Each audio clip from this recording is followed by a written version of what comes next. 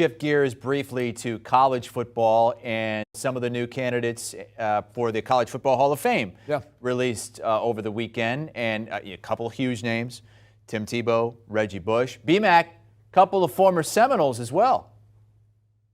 No doubt, no doubt. When you look at this class, of course, you talked about the Seminoles, but I think it starts and stops with the two names that you mentioned, Tim Tebow and Reggie Bush, two iconic college names. When you look at when they played the game on Saturdays, clearly two of the best to ever do it. I think Tim Tebow, when you look at his production as an individual, is one thing. When you talk about his leadership, the way he was able to get guys to follow his lead was something that was well documented. And then Reggie Bush, I mean, one of the more entertaining, talented players to ever do it, especially out there at USC. I mean, if you talk about highlights and wanted to stand up when you watch a guy play, when number 5 was on the football field for USC, you knew it was going to be a huge day in his favor, and he was going to make a lot of people look foolish playing opposite of him, trying to stop him and tackle him and cover him. A outstanding player throughout his college time, and also had a heck of a professional career as well.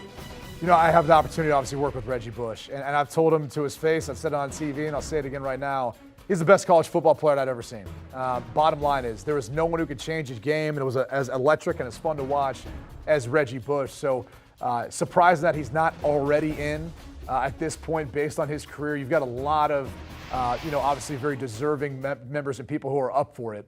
It's a star-studded cast. You know, Tim Tebow's had a tremendous career too. So obviously he'll be a guy who'll be getting in there and hearing his name called. But it's one of the tough things. There's so many deserving people to be a part of the College Football Hall of Fame. There's only so many that get to go in each year. But the two names you mentioned, Tim Tebow, Reggie Bush, they're going in this year. Most exciting player, in my opinion as well, that I ever watched in college was Reggie Bush. BMAC, if you had to pick one in your lifetime, most exciting college player, who would it be? Peter Ward. What do you mean? Number 9. Yeah. I mean, just go look at the play against Louisiana Tech right there. Just that play right there. But hey, I can't argue when you guys mention Reggie Bush.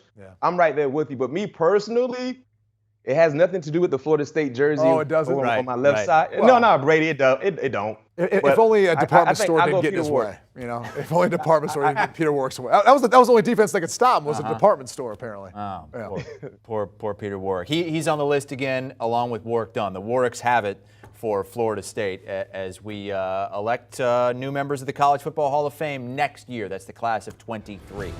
Bryant McFadden can be heard on the All Things Covered podcast with Patrick Peterson, who is heading into his second year with the Minnesota Vikings coming up in this 22 season. Download and follow the pod today.